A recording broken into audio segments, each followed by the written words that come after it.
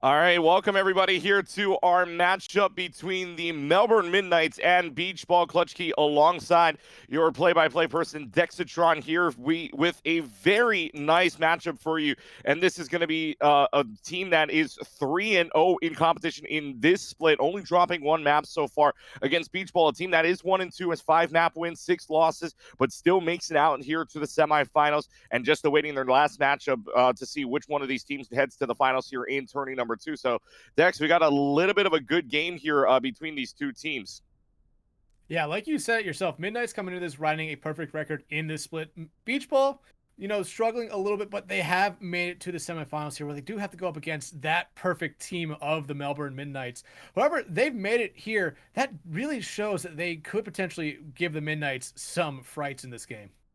Yeah, and a lot of things to worry about as well, though. But Midnight's only dropping one map, and I believe if you go back in the split, the only dropped map so far would be against the Louisiana Lobsters, who are still in this tournament as well. They will be taking on the Meerkat Collapse later on, but they're also 1-2. But still, an interesting split to say nonetheless. Again, 3-0 for these Melbourne Midnights. So first map coming up is going to be Busan. It is control always to start as per normal in any other tournament that you see. But Midnight's coming in here, starting lineups you'll see here in a second for both sides. But again, Midnight, talk about that perfect record so far. We'll see if they can keep it going.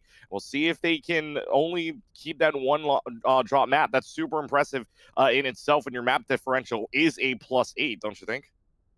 Yeah, no, insanely impressive. It's really rare that you see even teams that, like Melbourne Midnights, are currently undefeated, have a very, very good positive map differential. Like you said, only dropping one map throughout their entire series or their entire split right now is very, very impressive just because you never know what might happen in between games, whether someone's subbed out or, maybe sometimes they just know they're a better team and maybe give the other team a map or two, just kind of joking around with the other team. All right, and don't forget, folks, that while we get set up for this matchup, don't forget later, or there's another game going on right now. Again, Meerkat Collapse taking on the Louisiana Lobsters. That game determines the intermediate finals, which will go on about 2 hours from now, or right after, I should say, right after our start here. And Melbourne Midnight's taking on Beach Ball. Another couple of games going on today as well. You've also got Kingdom taking on a team that is very dark on our side. So we're looking it up right now. It'll be Kingdom taking on Trolley Gang, I believe, is what our game is. Or I'm sorry, no, it'll be Genetic, excuse me, Kingdom versus Genetic, excuse me about that. But that'll be another game coming up later today as well. So plenty of games to go on. Intermediate happening right now. This is the intermediate semifinals. Heading on over to the finals as well as you've got the advanced semifinal or advanced first round going on and heading on over to the advanced semifinals later on as well. So just again, we're just getting ready to go for this game. And Dexatron, you've been in a couple of these games. Anything you notice between these two teams that could separate the potential before we get into this next game?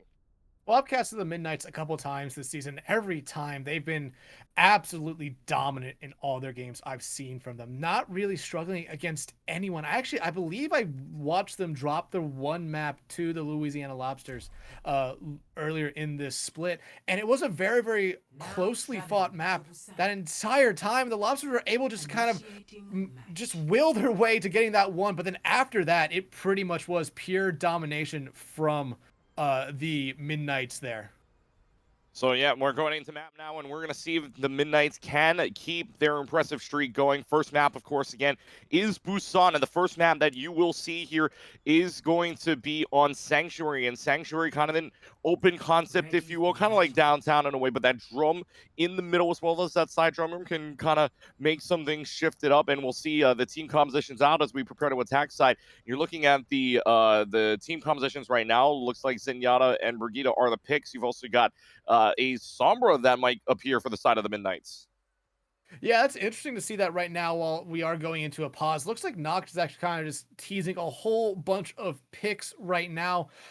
You talked about the supports being the exact same. Look at the tanks. They're also the exact same. A ball and a Sigma coming out. Kind of different, at least from what I normally see on this map. Normally, while I do see a ball, I feel like it gets paired better a little bit with a Reinhardt instead. Yeah, and so pausing the action here is one player is apparently seeming to have a little bit of trouble loading up, and that would be on the side of the beach ball team. So we will take a pause in the action. But I mean, if you just look at what is going on right now, I mean, you were talking about something that you usually don't see when that sig ball mechanic, right? And then I think another thing as well is that we saw some earlier that's going to change into a Junkrat for right now as I'm taking a look at it, still looking to see if they can reconnect. But right now, I mean, that Zen Brigitte strategy, you see a little bit of that in even the Overwatch League, except that Zenyatta gets replaced by Lucio, nonetheless, to say, but you still have that defensive all none. For both of the Zenyatas, if you will, and that's going to be interesting to see where they decide to use that and when, because I mean, really, there's no Genji blade here unless there is, but there's no, I mean, there's no blade there could be against maybe a soldier like Doc has that soldier tactical visor that you could use later on as well, or maybe even the landmines you can use against. So there's different ways to use that. It looks like there are pauses coming out right now, and we are going to see RQT reconnect here. It's about 5 seconds left before we prepare to attack. And again, team comms interesting here. We're going to have the Symmetra, of course. The teleporters are in, and this is going to be the start fight. We'll see what these Symmetras change into, or if they change into, and it'll be both tracers. So pretty much similar on either side, except Noct and Noct and Doc Raptor changing from the soldier and or laser, excuse me. Laser will have the Ash instead.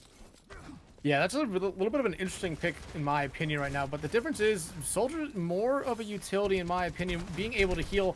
Ash does a little bit more damage with their dynamite and the burn after it right now. We do see Swifters try to roll into the majority of Beach Ball up there, not do a lot right now, but it does seem like that actually Makima, she is caught a little bit further out from their team, and already we see the Midnights take the first point. And Makima is still on point, trying to retake it right now, contesting as Noct finds Krayak here to start the killing, and finds RQT. Midnights absolutely just starting to roll their way through Beach Ball right now. Only two more members actually make that one and make that none as Panera Panini falls there.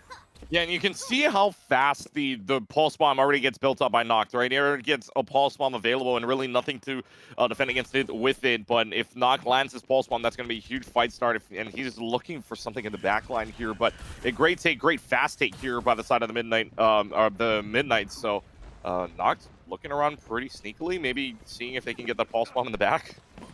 Yeah, you talked about not getting that pulse bomb very fast. Finds the stick on to Doc. That is probably the one person they were looking for, if not looking for support. But look at that, Zimzef is able to take out Noct, kind of evening things out right now, as both teams are now down a DPS player right now, as we still see the Midnights holding a firm grasp on that point. Rocket takes care of RQT, so no DPS at the moment for Beach Ball. Down goes Makima. Doc able to find Stratocaster though before Dolls finds Doc right back on that trade, and that's going to force a fallback from the Beach Ball team right now. But you talked about not getting that pulse bomb incredibly fast last time. RQT still has yet to get a pulse bomb, and Noct is already nearing 40% on their second pulse bomb. Yeah, and look at the ultimate economy as well for the side of, I mean, right away for the Midnights, you're going to have 5 ultimates to use, including the 2 support ults. I mean, same thing on the side of the Beach Ball team, but you can see how impressively fast they're getting it. 80%, only 1 fight territory still. But what I love about this Midnights team, they're pushing them into a choke. They're forcing them to go in here, and that's going to work super well here with the Grodivic Flux as well as the landmines.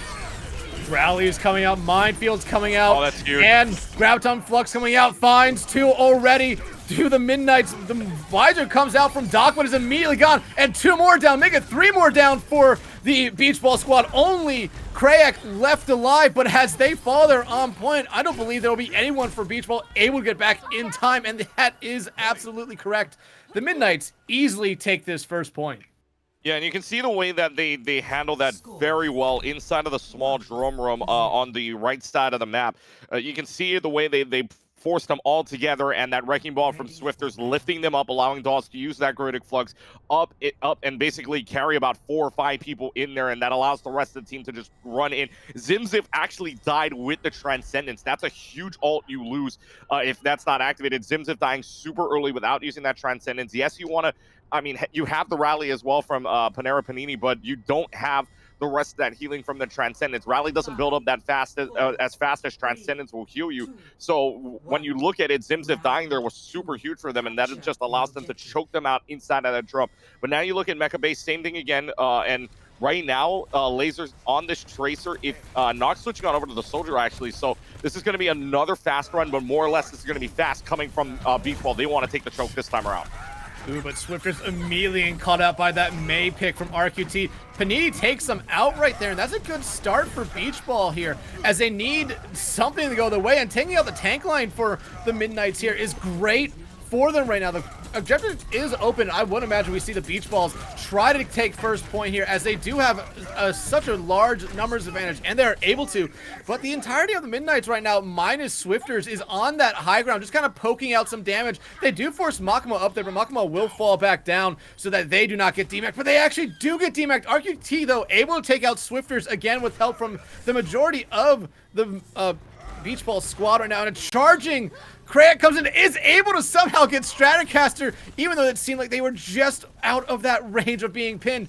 Already up to 25% right now. Beach Ball really looking to improve on that last map. You know what the difference here between these two games is? Beach Ball has speed. On Mecha Base, you want to be able to control the high ground and the low ground. That's exactly what Beach Ball did. Able to use that Lucio to their advantage, move up to the high ground super fast, and now they have them at this choke point here with the Nap Matrix. Yeah, they're going to respect that amp matrix incredibly right now. Going to really, actually, Beach Ball's going to go on the aggressive here, try to take them back into their own spawn. Maywall comes up, traps two, already two down. Stratocaster and Dolls. You do talk about that flip. We do see one person already get up to over 50% on recapping the point, but right now, 3 members of the Midnight are already down and out waiting to respawn, and only really one ultimate used there for Beach Ball, and just able to hold on to this point a little bit longer. However, 5 ultimates now ready for the Midnight. Yeah, so I mean, the App Matrix was one of the ults used there, and they used that to kind of respect the window. They decided to respect it, but what Beach Ball does, again, what you'd like to see is when they play aggressively, use that Lucio Speed Boost to go in and choke them out from that point, get some picks off, and that point line in the back, that retake wasn't really worth it. Huge shatter finds 3 high noon being popped out by Doc. Another Amp Matrix coming out from Zimzep. Beat and the Transcendence coming out from each side. Visor being popped here by Noct, who is far in the back line. Dawes able to find one with their Graphitic Flux there. Noct able to find one with their Visor. Doc does find Laser, though, just before they die. And it has ticked over into overtime. Makima finds Noct right there. And somehow Beach Ball is very much stabilizing on this point. They do have the numbers advantage, but do they have the damage advantage at this moment right now? I don't really think they do. As Swifters takes out Craig, that could be one of the things that really changes this fight, as they do not have that Ryan, and now it's just up to essentially a Baby D.Va and both supports right now, as we start to see the Midnights absolutely clean up on this point, and a retake should happen. Stratocaster coming up with that rally late was super huge for them, allowing them to push right in and allowing them to be a little more aggressive so that they can flip the point back to stay alive in this one. Now, that was a lot of ults used. The only person with an ult online right now is Panini with the sound barrier, so that's going to be huge for them. If Panini can go ahead and use that sound barrier to maybe push them in and allow them to be a little more aggressively, the speed at which they can play this is going to be super important. And again, Laser's going to be the only one with an ult online, maybe a landmines here as well. But that pulse bomb is going to be important if Laser can land that. Yeah, but Swifter's popping that minefield as soon as they get it. Only really having the Zimzef be disassociated or displaced from their team. They are able to take care of them. Already one huge support gone for them right now. And they take RQT out. Dog's incredibly low, as well as the Maywall does wall off Dolls, but however, the kill feed continues in the color of the Midnights right now. And you talked about ults going into that last team fight. Panini still has an ultimate ready, and now look at the Midnights. They have that pulse bomb, they have that Transcendence.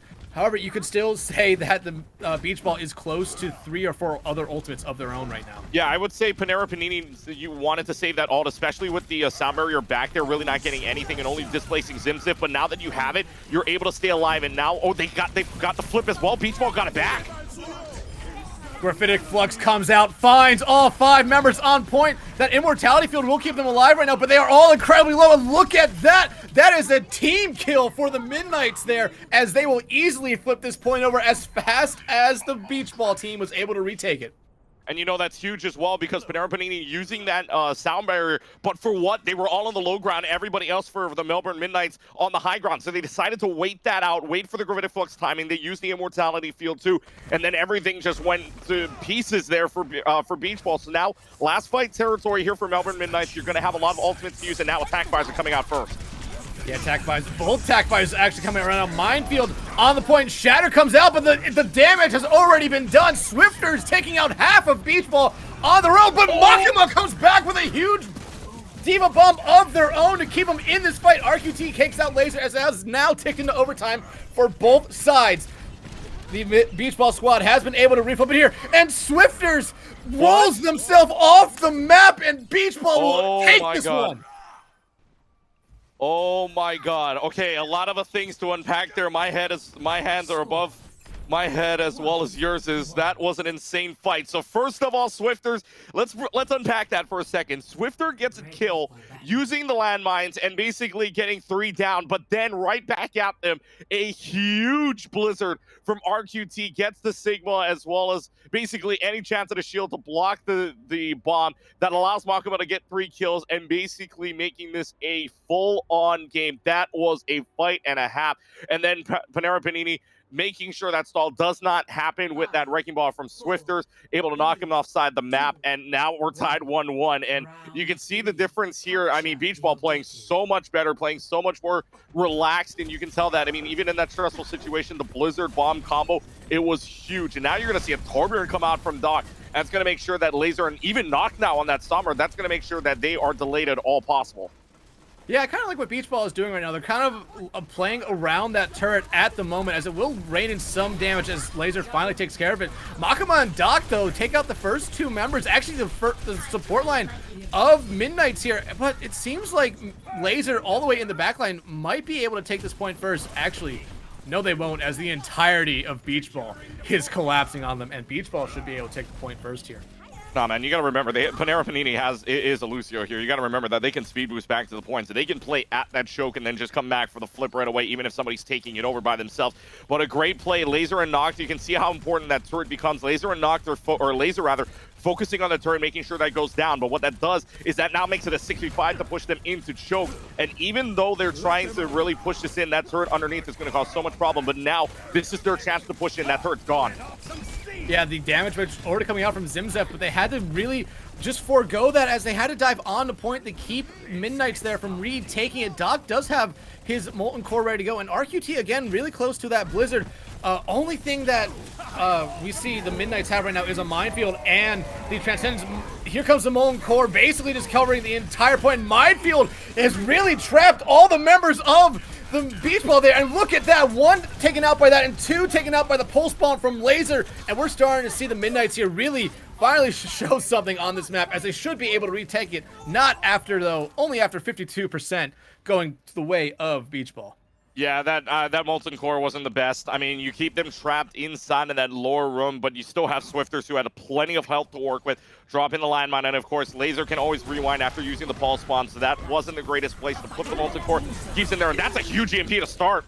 Yeah, huge EMP finds 5-1 already down from it, but that will probably be the only person who falls from it, but that is a nice target to take out with the ride of Craig. Dake will take out Laser as they swapped over to Cassidy now, going off of the Torb. And look at that, Doc already finding so much value out of this. Cassidy takes out 2 right away and already close to a high noon after 1 life. Here comes a bomb from Dawes. It doesn't find anyone as Zimzep, able to have that nice immortality field there to make sure no one dies. Makima takes out Stratocaster there right now, and here comes the Amp Matrix from Zimzep. Gonna deal a lot of damage, and look at that again, Melbourne respecting that Amp Matrix there, allowing them to retake the point. Craig takes care of Laser. Doc, though, is able to demech Dolls, and now Knock almost getting taken out there, and having to basically teleport away to stay alive right now. 70% and counting now for Beach Ball. What you didn't see there as well, though, Makima able to eat up the Pulse Bomb of Laser. That one's big, even though the fight was pretty much over. Another EMP, 5-man, but the sound barrier does save them out here. Yeah, that one person that was not EMP'd there was Panera Panini. They do fall there early, but Doc coming right back with a high noon of their own, dies from it. Nothing coming from that bomb as well. Already half the members of Beach Ball out. Shatter comes out, does find some members, but really there's no support there enough to take care of any of the members of the Midnights. And with that, we do see Midnights retake the point. I feel like that was a desperation attempt to try to hold that on until 99. I don't know if that was warranted, at least in my opinion. I don't know if that shatter was warranted, but you're still going to have a Blizzard come into play from RQT, so that could save them a little bit. But, I mean, if they can come in faster, they might get in 2 fights unless something terribly happens. But now that that slam in the back line is actually going to help them out. That splits up the team. Look at this, though. The already bull support's gone. Midnight's bomb coming in, doesn't find anyone. Swifter's gone. Knock, though, finds Doc. Krayak finds Knock right after they take care of Doc, getting some revenge there. And Beach Ball already retake the point, and that Blizzard really forcing Laser to be very smart about their play. They get charged into a wall. Transcendence comes out from Rocket, trying to get back, but a nice May wall denies them, and Beach Ball takes the first map. How many times, I mean, it's rare in some cases, but the Maywall blocking them out is insane to make sure that that Transcendence, I mean, that Transcendence needed to come in there, and that Transcendence needed to be big to bring them back into the point. Unfortunately, the Maywall denies you any access to that, especially with overtime clock running. Your only entry is to either go up top or really to just go down in that bottom path. So the Maywall denying them any access. That's a great play there from RQT to let Beach Ball win this map and basically drop Melbourne Midnight's second map all split. That's huge for them. They start off on the 1-0 side of everything here. We talk about what a flip that was. And Sanctuary 100-0 in favor of Melbourne Midnights. And then Beach Ball decides, look, let's change it up a little bit. Let's play a little more brawly. So they decide to play the Reinhardt Diva. Let's play that Baptiste Zenyatta to give us a little more speed and a little more healing on that end. And what a play that turned out to be. That made it all the way flip back into their favor. And Beach Ball looking like the team that could win this all in a sweep. Yeah, honestly, after that first map there on Sanctuary, Beach Ball really turned it around, and it was really all because of that May from RQT, in my opinion. You talked about them a lot after the game there, and how that wall really helped them secure the first map win and the second map loss for the Midnight's entire split. But when they made that swap to May, it seemed like Beach Ball got a lot more confident with how they were going to be playing, and it seemed like the walls were on point from RQT. I don't think there was a single wall I saw that ever actually blocked a member from Beach Ball from doing something. Instead, almost every wall I saw from them was always trapping 1 or 2 members of the Midnights out, whether it was to stop them from getting back to the point or just stopping them from getting back to their team where they would eventually end up falling. Yeah, and what I also noticed as well, when you look at what RQT did as well, not only that, but the Blizzards placed perfectly, right? Even in that one fight that they needed to win in order to cap Mecha Base, you saw that one Blizzard come down, making sure that that Sigma is caught as well as any other, maybe one support I believe was in there as well. But that triple kill on that bomb, along with the help of the Blizzard, was super huge for them. That allowed them to push back in, and because they died later in the fight, they were allowed to come back in and win that fight later on as well. They were allowed faster respawns for the rest of their team so that they can come in better and faster if that was the case. But still, RQT coming out with big Blizzards. Even at the end, they're zoning out the middle of the zone and walling that off. Huge plays, big brain plays from them. And so you also talk about the heals as well. Zimzif in the very first round, right, didn't really have a very good game, but now Panera Panini and Zimzif did an excellent job there right at the end with the sound barrier usage as well as the amplification matrix to zone them out and basically make the Midnights respect the window, and also the sound barrier. EMP, though, was kind of huge, but what the Midnights' problem was, there was barely, I shouldn't say there wasn't any follow-up, but at the same time, too, Swifters was practically, I mean, out of that game except for maybe one fight last point on downtown. That Wrecking Ball really didn't get as much value as you'd like it to get. So now, if for the Midnights, you have to assume that they might have to change this up a little bit. I don't see a Wrecking Ball being the case if Beach Ball is going to run this comp. If Beach Ball is going to run a brawl comp here, you got to assume that maybe the Midnights can get something a little bit better than that. Maybe a Sig. Hey, look, I think Sig Hog is a great combination. Don't get me wrong, but I mean, you still get that zoning potential, and it's still, I mean, for the Midnights, got to find an answer here, honestly. Yeah, the Midnights have to find an answer. But if you look at them throughout this entire season, they're one of the best teams in League Zero right now. Absolutely. So I fully believe they will have an answer, though. You talked about the EMPs that they had there a little bit. I believe they had a 4-man EMP, a 4-man EMP, and a 5-man EMP. I believe they only found 2 kills from all those 13 EMP player combined. And it just Quick math always there. Good job. Quick math. Thank you. Thank you. It just always seemed like even though they were getting all these, they were EMPing a majority of the team, they weren't ever really finding anyone else. Like the one I'll point out was that 5-man EMP. That's 5 people. They did not EMP the one person that had an ultimate that could basically keep their entire team alive, though, and that was Panera Panini. One thing I do want to actually give Beach Ball a lot of credit for, they really chose their targets well to start fights. I believe 2 or 3 times, especially on City Center there on in Busan, the first members to fall from the Midnights every fight were both supports. Yeah, and it's super good when you can get those support kills, especially, I mean, if you're Beach Ball against that team when you have a Zenyatta and a Brigitte, if they have that Transcendence, or if you can pop that Rally Transcendence early, especially killing them with that Transcendence Rally early on, that's super big for you. If you can, and in this game, really, if you can pick out the supports, that's huge.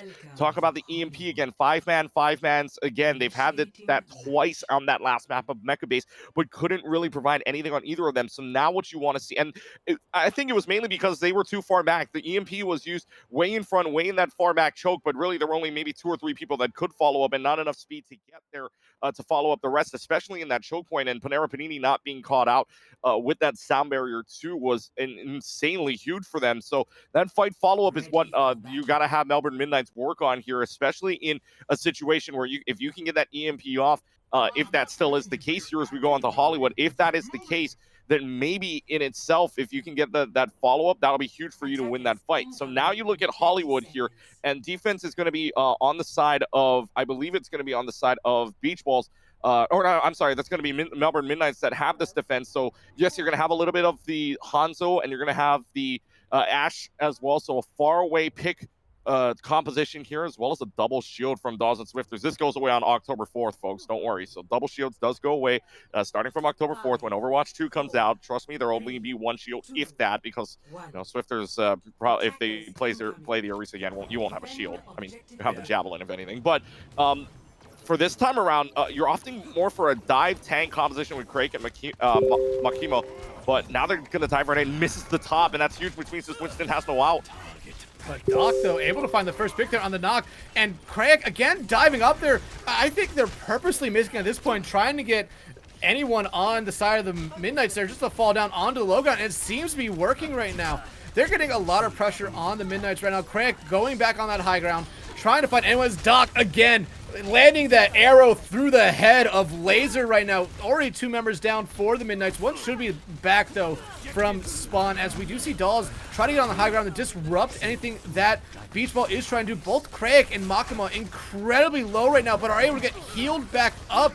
Dawes gets a lot of shield from that grasp ability right now. And the Nano comes out on the Crack to get everything started here. 1 member down. The Sleep comes in onto Dawes. Craig just absolutely going in. Had to jump out to get themselves healed back up a little bit. But look at this. Already 2 ticks on the point. Here comes the Dragon from Doc. Gonna really bring up, but another Dragon comes out from Nock. But look at that. The kill feed is completely filling up in Beach Ball's color. 1 kill off of a team kill as Rocket was able to run away with their life and are now being harassed by a robot and a monkey.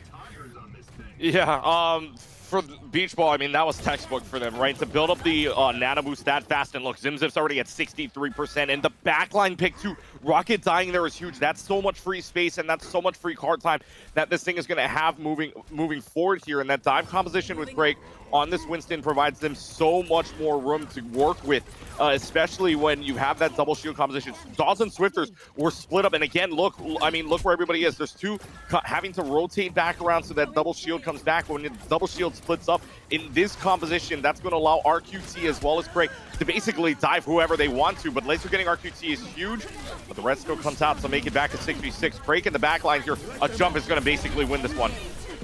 Oh, but look at that. That Amp Matrix coming out on the high ground. Bob coming out on the low ground. And basically at this point, you're not going to get a lot of use out of that Amp Matrix as already 2 members of the Midnights are down. RQT duplicated there into, I believe it was a Sigma, but they fall. Yeah, they lost that incredibly fast and not able to take him out right away. After that, Doc finds 1 with their Dragons. They're on to Swifters. However, it seems like, actually no, here comes the bomb from Makima.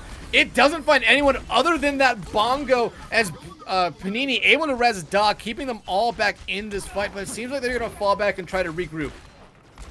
Yeah, I mean, Dog switching on over now from the Sigma to the Diva. That's going to allow you a lot more high ground positioning, as well as a lot more movement towards that high ground, especially with Craig and Makima on that dive composition. But Dawes didn't find anything on the Gravitic Flux. That's why you had a little bit of a fight win. But for the win conditions there, RQT was able to find something at the very least before that missed Gravitic Flux. So now you have the Deadeye coming out. If not, can find something here. And he does. It's big. Yeah, he found something there, certainly.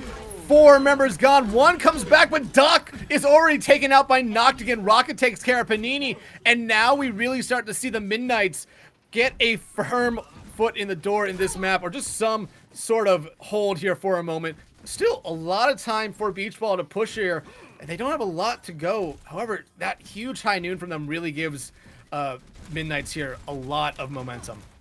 Oh man, if only you could see this chat right now. I mean, there's Doc asking to report the team, basically, and that's because of Noct's Deadeye here. But that's a big pick. I mean, not getting that Deadeye out was huge, because, and getting that triple kill, because, I mean, with that bubble and Makima out, you can't really defend against that. So now you've got the dive comp. We'll see if anything can happen here for Beach Ball, especially with that Dragon zoning them out from top ground.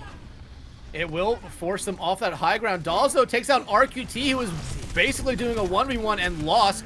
And now we do see the Midnights try to get back onto that high ground right now, too, up there. Looks like they're going to just go back down onto the low ground, as we do see the Valkyrie be popped here by Panini, just really trying to keep up both their tanks right now. Actually damage boosting them right now, as they're really just trying to poke out some damage on that high ground. Noct trying to get RQT taken out right now, and Noct in another good position on that high ground, but the Nano again comes out on the crack, able to take on Noct. Doc takes out Laser, already both DPS down for the Midnights at the moment. Purple on to Stratocaster there as the bomb comes out, not able to find anyone. RQT able to find Dolls before they get remacked. The drum or the bongo comes out from Swifters, but RQT absolutely going in. Another dragon coming out from Doc just to pretty much clean up this fight, and Laser basically just kind of accepted his fate there and stood in that dragon to die. And there's a pause in the action, but Craig doing an excellent job, especially against Noct. They're getting the nano boost in. Noct basically just waiting for his death, as Noct was on top, waiting for something, but wasn't able to get anything. In fact, also but has a Deadeye, has attack visor available for the side of Melbourne Midnights. But you take a look at what Beach Ball did there. I mean, Craig with the nano boost, and that nano boosted monkey is super important. You really got nothing to stop that from diving into your team. Like, you do not have a sleep dart. You do not have, I mean, you have Stratocaster maybe booping him away with the whip shot, but really nothing there to stop Craig from coming in, especially Noct. And what was super unfortunate about that as well was, if you saw what happened on the top ground, Noct basically gets dove on, has the flashbang, but because, I mean, he's so nano boosted, 1, he doesn't take any damage, and 2, Craig falls down. Falls down with him, so it's just super unfortunate for Noct that he wasn't able to get down in time. So very unlucky. Press F to pay respects in chat. But for that, really, I mean, the rest of the team starts coming in. Noct is dead, so Craig able to fall in right behind, able to choke that all out in the same area and focus fire. And now you come into this next fight, right? RQT is going to have a duplication, which we'll see what they use that on. But for the side of Melbourne Midnights, you're basically trying to use these 2 hit scans, right, on Noct and Laser. You're trying to use these 2 to deny RQT any space, any chance at being impactful, especially in the skies. And now in this last point here on Hollywood, inside of the studios, you're going to find a little bit of an interesting thing, because RQT is going to have maybe not as much room as you'd like him to have, especially in the open areas back on point 1 and 2. So if RQT can find value, that's huge for them, especially on the duplicate. Now, who do you duplicate on the side? Maybe you find attack visor, or maybe you find a bomb at the same time as well. Deadeye maybe gets more value as well, especially again, maybe not as much, because Swifters and Dawes still have the defense matrix as well as the shield, but still you can find some value out of that either way, and maybe to zone out a little bit. But we'll see if they're ready to go here in a second. But yeah, I mean, huge fight for Beach Ball, especially Doc. How many? I think he got 2 dragons in that last fight, no? Yeah, that was a very prolonged fight, and we're looking at his ults. He has 4 ults used already in Yeah. this just one round. Normally, you might only see 3 or 4 ults in an entire match or entire game, but 4 already in one round. But look at the rest of his team. A lot of ultimates already being used by the majority of Beach Ball, as they are already kind of collapsing in on them. And the RQT using that duplicate to go after the D.Va. That's honestly who I kind of thought they were going to go after. But look at that. Already demeched and knocked out of it. Actually, no, it looks like they will be able to get back into the mech. Will they be able to get a bomb from it, though? I don't think so at this point. They're running out of time. And again, getting demeched and now back into the normal Echo form. However, they did force out the visor from Laser. Noct is the only one who has really anything scary in my opinion, but Laser does take out Doc there. Noct still holding on to that High Noon. Panini able to res Doc in that back into it, and the High Noon coming out from them, and he finds nothing with it this time. A High Noon that was so crucial to having them prolong that second point, and a bomb comes out. Doesn't find anyone. Everyone is kind of whiffing on their ultimates right now, but Craig is a little bit mad, probably his prime rage. Doc and Makimo, though, absolutely taking out a lot, or 2 members of Cart. Oh, almost C9ing, but Stratocaster not really a hero that can support themselves on point. Doc takes care of Laser, and a healthy time back of 124. Beach Ball is really, really proving that they are much better than what their record coming into this game shows. yeah, I mean, 124 for Beach Ball is an impressive timing, and of course, rules, right? You get it. If the next push for the next fight for Melbourne Midnights, they can finish the map, but with no time in the bank, right? You're gonna have 124 to get 1 tick to win. And Beach Ball looked impressive on that first fight. So if you're Beach Ball right now, you're sitting very pretty. And if you can hold them down to 0-0 or even win this map straight out, you've got plenty of room to work with. As long as you don't let them fast push, as long as you're not, as long as you're not giving up too much, and as long as if you can get them down to 0, even if they win the map, you're sitting pretty, because Beach Ball was able to win that first fight, I think, very easily, especially that 1 tick that you can use with that dive composition. So now on the side of the Melbourne Midnights, you're going to see Dawes right now maybe playing that Zarya, although Swifter's on Hanzo instead. Well, there we go. Now it's that's a joke pick. I know. I mean, I know it's still 2-2, but it was a joke pick there. But maybe denying Laser a little bit of DPS play. But no, Swifter's playing on that. Now they're going to play double bubble here, right, with Swifters and Dawes, allowing them to push in a little bit. Same thing with Noct as well, right? If you can get value out of the Genji. And for the Beach Ball team, you're going to have no defensive ults. You're going to have maybe an Immortality field to stop that at the very least, but not enough to stop anything else going. RQT can fly away, and so can Makimo, but Break, Doc, Zimzif, Panera Panini maybe flies away as well, but you got 3 people that are potentially dying to this Genji blade, if anything, and another pause in the game. This seems to be a trend here in a little while. I think that's our third or fourth pause here mid game. But yeah, I mean, and you can already see the ultimates being used for Beach Ball in this game mode already, right? Doc and RQT have 5 ultimates used, for RQT, that also counts as ultimates used as the remake for the D.Va. So, I mean, you still got 5 there for RQT, still got 5, especially 5 dragons for Doc. Doc's been playing this Hanzo pretty much all game long and has been using those dragons to the best of their ability, using them as zone outs, and right at the end, they're basically using them as a way to cap the point. But Doc's been super good. You can see how much damage he's been doing this game, the most. Over 2,000 damage from their lead on Melbourne Midnights on this from Noct right now. And again, good start from Doc. Yeah, Doc picking up right where he left off. RQT also doing a good job of picking up right where they left off. So far, in my opinion, this DPS line for the Beach Ball has really, really given the Midnights a lot of problems. And RQT takes out Rocket right now.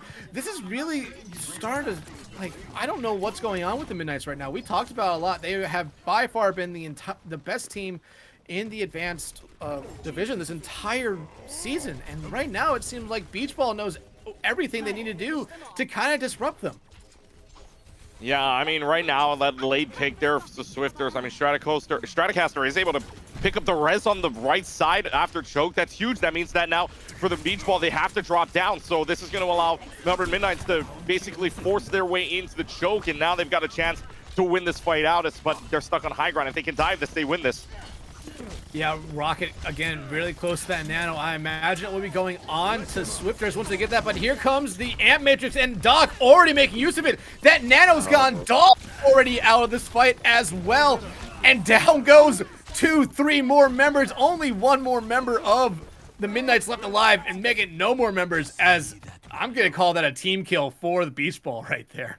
Yeah, it essentially is a team kill, but I mean, Doc there using the application matrix to the fullest, Zimziv putting that in a perfect position to make sure that they either have to either respect it or they have to push it, and that's one of those situations where Doc hitting the shot is huge, especially headshots. I think the first two were headshots to win that fight out, and with Doc not missing a shot right now, I mean, look, has a dragon already, and basically the entirety of Beach Ball is going to have this Dragon Blade, and this Nano Boost is going to become super important if they want to use it, but they're not going to use it after their first two picks. Yeah, Swifters and Stratocaster falling early in this fight right there. Knocked looking like they have finally Oh, uh disconnected. But oh no, not got disconnected. That's huge. That was all charge gone. oh god. Oh no. That yeah, especially on that Genji, but like I'm looking at Rocket again sitting on that nano for Ana. I imagine that's what they want to use to try to start a fight here. But look at what Beach Ball has right now.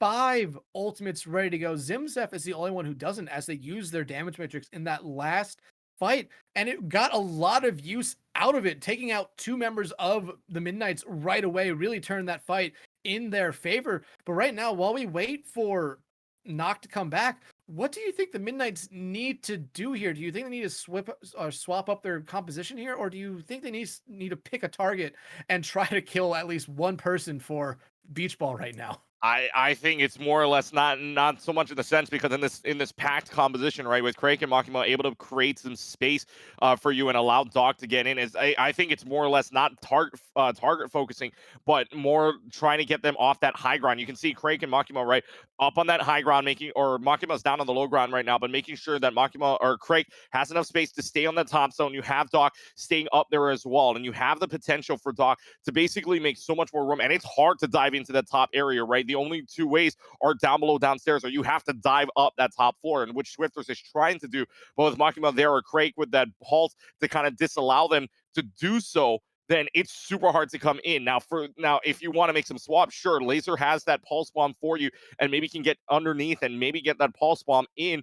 And there's really nothing to stop it other than maybe the immortality field. If that's gotten rid of early, then there's your chance to go in and dive as well. But with 5 ultimates here, Beach Ball looks really good to try and basically win this one out, especially in one fight. You don't have to use everything. Your main goal is basically to stop that. You don't have to full hold, right? Your main goal is to stop them from getting all 3 points. And if you can waste away the time bank here, especially if you can waste away ultimates. Look, Rocket has a nano boost, but if that Genji blade goes off, your only defensive ult from Zimziv, right, is that immortality field. Otherwise, you don't have a sound barrier. You do not have a transcendence. You don't have any of these defensive ults to basically stop this Genji from getting any room, getting any value at all.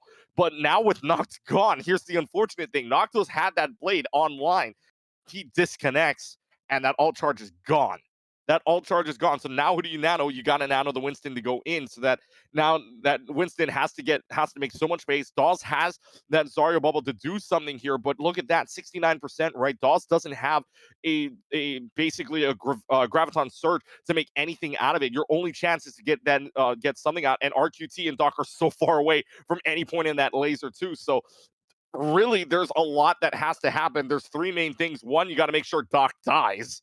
Mhm. 2, you got to make sure that enough space is created for you where Makima and Craig are in the same place for you to go for. And 3, you have to make sure that Beach Ball uses a lot of ults here to make sure you've got a shot. You gotta be disciplined. If Beach Ball can use 3 or 4 ults here, you're gonna be pretty happy, and you're gonna allow yourself to move in a little bit more.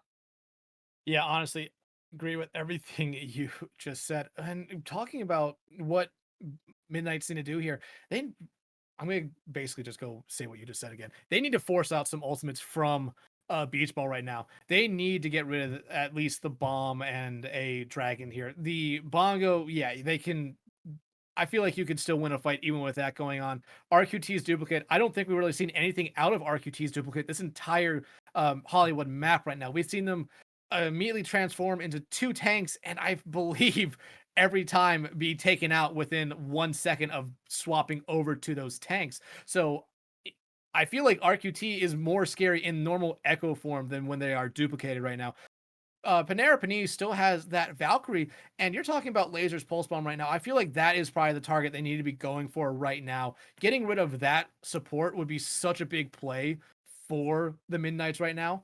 If we actually do get back into this one with a 6v6 right now, because I feel like the time is actually starting to run out on Noct right now.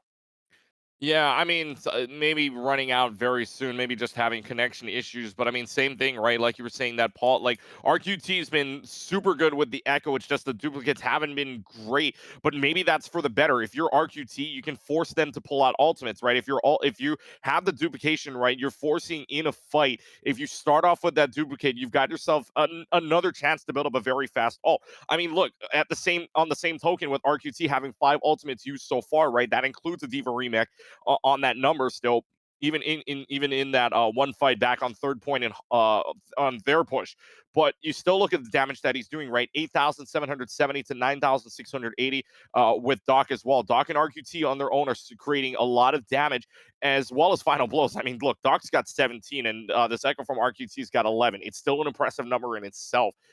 With the final blows number, as well as the damage being dealt thus far in this game. And look, there was a minute 24 left on that clock for beach ball too. So even more impressive that they didn't do all that with no time on their bank. There's a lot less time to get all that damage. But you look at the way that the beach ball team is creating space. I mean, look, you had the dive composition, right? Makima and Craig allowing them to push in with that dive composition first. Now you have the same thing on the Diva, but instead you have a halt composition now with that the Orisa. And you saw this last season in the Overwatch League. Shanghai used this to their advantage a lot, especially on hybrid when back in the Overwatch League, right? Shanghai using the Diva and Orisa strat, able to take high ground and low ground with pretty much ease. If one stays down, the other one will go up. Same thing on either side. You have that advantage to you.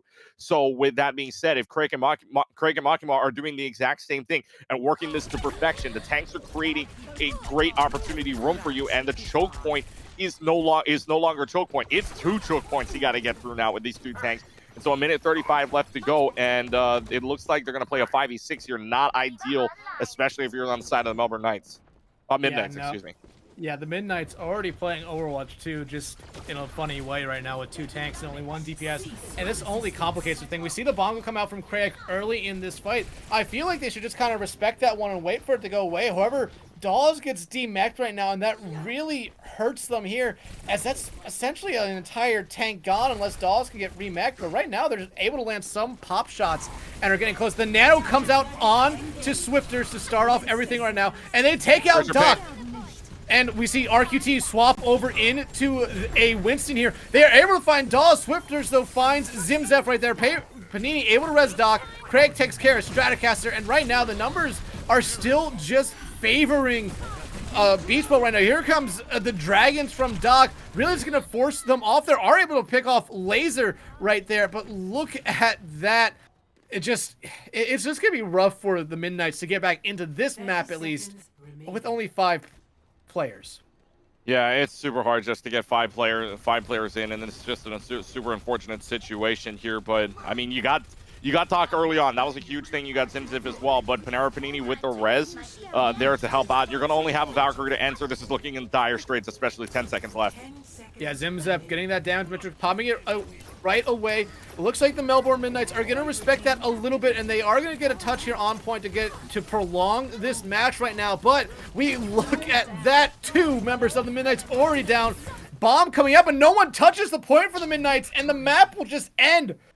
Beach Ball, 1 map away from sweeping the best team in the Advanced Division. Yeah, and again, it was a very unfortunate situation there, especially for the Midnights losing that team member, and respect to them for playing that out.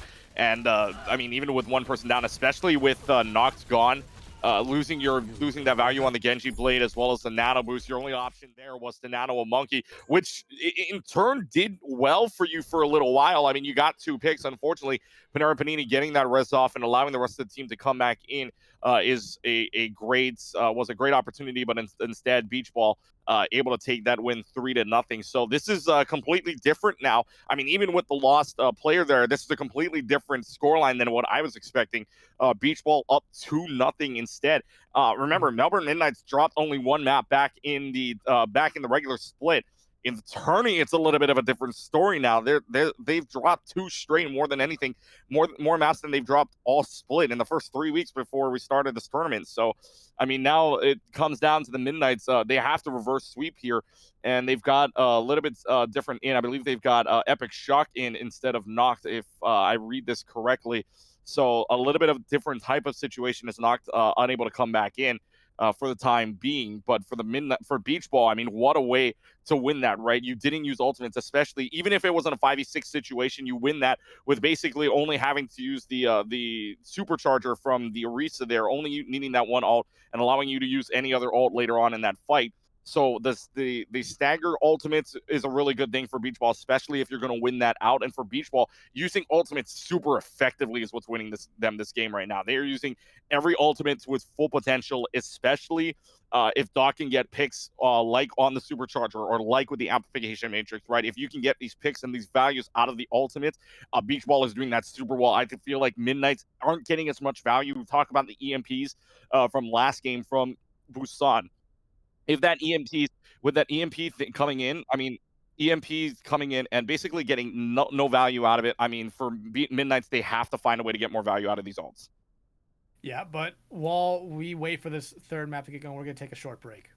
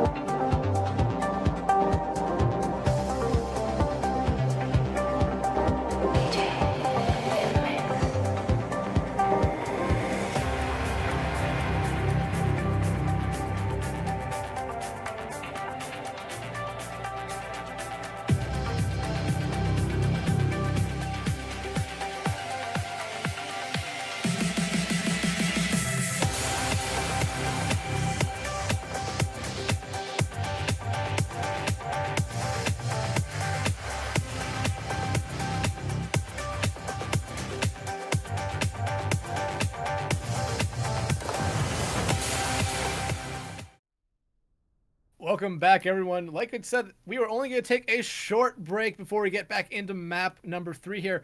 And so far, this series has been a shocker to both me and you in the booth here, Clutch. Beach Ball currently on top of the #1 seeded Midnights 2-0, and now on game point as we go to Route 66. Yeah, in this game for Route 66 for Beach Ball, if you're playing that Echo composition, that's going to be super good for you, especially with the way that they've been playing so far on RQT, getting more value out of this Echo. You also had Doc, who I mean, if you play this Hanzo, it's a little bit different sightlines, pretty much different from Hollywood, right? If you play on top of the gas station, not as not as choke heavy as back in Hollywood, where you still have the high ground, yes, but there's more points to dive, right? It's all around that Big Earl's gas station that you can still hide upon as well, that you can get up onto that high ground. So not as much choke points as back on Hollywood. Docs will stay on top of that Hanzo for their attack side. As well as RQT, or rather Beach Ball now on the attacking side. So you look at for the defense of the Melbourne Midnights here with the Tracer as well as Laser on the Somber. If that stays, that's going to allow them to bring this back around, maybe speed their way around, as well as Epic Shock on the Wrecking Ball. If they can move their way around, if they can get underneath maybe or get on top of Big Girl's gas station really fast, push them down. That's going to make sure that this dive composition from Craig and Makimo have to make a play either to their backlines, and if their backlines can get the value that they need to, it's going to look good for Melbourne Midnights right now. Yeah, we see basically, like you said, the Midnights are, I mean, Beach Ball going to stick on that same DPS line they had on a Hollywood that caused the Midnights a lot of trouble right now. And we already see Craig jumping up on that high ground on top of Big Earls, as we see Epic Shock try to dive bomb into the back line of Beach Ball. Nothing really coming from that, and nothing really coming from Craig jumping on top of that, on top of Big Earls right now. Each team just pretty much playing it safe right now, not wanting to make the first mistake at the moment. However, there goes the first mistake. Swifters falls to Makima, and we might see the rest of Beach Ball now collapsing. However, Rocket's able to take care of Panini, but they continue to push the cart at the moment. And only on a heals for right now for the side of Beach Ball. So if you're Melbourne Midnights, this is your opportunity to move in, right? That you've got Beach Ball down on the ground. Here's your chance to separate them out. The tanks are going to dive in. Doc is in the back line, but nobody's focusing on Doc at all. That Dragon gets free. Yeah, Dragon is free. However, it basically does force the Midnights off the high ground. However, at the same time, it seemed like the Beach Ball squad just wanted to fall back after using that to regroup and try to have a cohesive team fight coming up right now.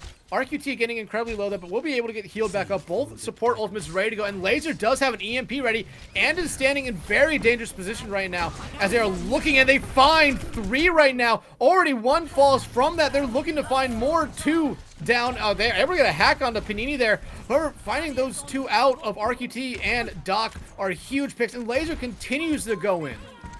Yeah, I mean, that's a huge follow-up from them. I mean, we talked about this, right? EMP not getting any follow-up. There's your first follow-up that we've seen get some value, especially on that first turnaround, right? If you can dive in with 3 people on that turnaround point, otherwise, this team from Melbourne Midnights is going to choke, is just going to jump right in or from Beach Ball rather, is just going to jump right in and just take over. So with that follow-up coming out from Melbourne Midnights on the EMP, you're now going to have a lot of ultimates to use, especially the self-destruct coming out from Beach Ball. The bomb, though, is able to find Rocket. Laser, though, comes right back and finds RQT. Grab had to be used there to kind of stop the nanoed Angry Monkey of Krayak, though, as we see Panini able to res RQT, but Panini basically sacrifices themselves to get them back into that fight. The duplicate comes out on to Zarya. Epic Shock, though, is able to take care of Zimzef in the backline. And Swifter takes care of Doc. RQT still really not getting a lot of use out of this duplicate, and they're already out of it before getting a grab of their own, and Dawes takes them out for duplicating them right there. And still, RQT seems to be more dangerous as Echo than as anything they duplicate into. Panini, you like playing in the danger zone. I mean, Panini went for the res, so close to Graviton Surge, so close to everything that's happening, and dies for their sins. The dragons are out, and now Transcendence having to be used, but that dragon doesn't catch Dawes. That's huge. Frag falls, though, right after that. It pretty much evens out this fight right now, and Epic Shock doing a great job. EMP finds 4. They need to find some follow-up. 1 taking out RQT, though, able to take out Epic Shock, and so far, there's the second one from that EMP, so 2 again fall after that EMP. However, Beach Ball able to continue with this fight, especially just Makima on their own. They will get demected. They did have the bomb ready to go, but looks like they want to hold on to that for a fight. However, we're getting into last fight territory, and if Makima cannot get back into their mech fast here, it could be dangerous that they could just be sitting on a bomb. Yeah, I mean, 96%. You obviously don't throw yourself off the map now. You get the mech. So now it's an ultimate fight here, but really the only ultimates you're going to have. Zimzif's Nano Boost becomes super important in this case. You can, no, but Epic Shock dies with the mines. Overtime has commenced. Bomb now coming out. Here comes the nano on to Craig. Malcolm able to find 1. Doc able to find the other support. And Craig takes care of Dawes. No tank line or supports left for the Midnights at the moment, only DPS, and we're seeing Craig absolutely harass Laser in Big Earl's gas station right there. However, it does look like they were able to escape. Both the Tracer and Laser are around the point right now, just trying to find everyone. Here comes the minefield on point. Here comes the rally from Stratocaster and the rally from Panini. Minefields take care of RQT as it's Panini and the tank line for Beach Ball on point right now. Makima getting incredibly low, trying to do whatever they can on the point. Panini falls, Rocket falls, EMP comes out, gets 2, and they're easily able to convert on those 2, and no one touching as the grab comes out from Dawes. Midnight's very, very solid defense. They're not allowing them to get the first point. Essentially, all they need to do now is just get the first point, and we have ourselves a series again. Yeah, it would go 2-1 if they win this game. But you talk about EMPs. I mean, finally 3 EMPs there, right, for Melbourne Midnights, and they were big for them when they get that ability to use that EMP and have the follow-up along with it. That was huge. That last fight, or one of the last fights, I should say, with Zimzif dying, right? You get a support pick out of that. That's one less healer that they're going to have. Panera Panini was on the Brigida, so you're not going to have much healing, especially with only 3 packs, if they had 3 packs to use at the same time. So you look at the follow-up, and now finally you have Melbourne Midnights using their ultimates to pretty much a full satisfactory level, right? And that EMP huge. Laser really didn't find any value out of the pulse bomb, but that's okay. He still followed up with it as well. And Epic Shock, using those landmines at the end, did hold it, but died with it, but was able to basically make himself of worth right there at the end, because the landmines made sure that they could install, and the Tracer from Beach Ball running right into that into the landmines, making sure that they have no more stall besides what was there on that point. So huge for them. And now you're going to take a look at Melbourne Midnight setup. They have the double bubble setup. Swifters is going to have that play. Now let's hope this time around one of these this Genji doesn't disconnect, so that we could see a potential Nano Blade. But on that side for Beach Ball, you got to make sure that Nano Blade doesn't happen in the first place. Yeah, Doc coming back out on this Torb right now. His turret is in a very peculiar place, but it looks like they're really only trying to get people coming out of the cave and going after that large health pack in the bottom of Big Earl's, and the turret's already gone. But we're seeing that high ground dive, and Doc able to take out Epic Shock on that high ground. And now we see the majority of the rest of the Midnights kind of in that high ground cave right now, as Beach Ball is basically just trying to pepper them with some damage, trying to force them out into a mistake. Yeah, and remember, I mean, start of these games are always going to be dry runs, right? You never want to force anything unless you have an ultimate. And right now, for the side of Beach Ball, you're using Doc's turret right now to make sure that they can stave away basically anything from Laser and or Swifters on their end. They would think that Swifters is on that Somber, but that's not the case this time around. But watch out for the ultimate here. Swifters is going to have a Dragon Blade online and a Nano Boost already used on Zimzif.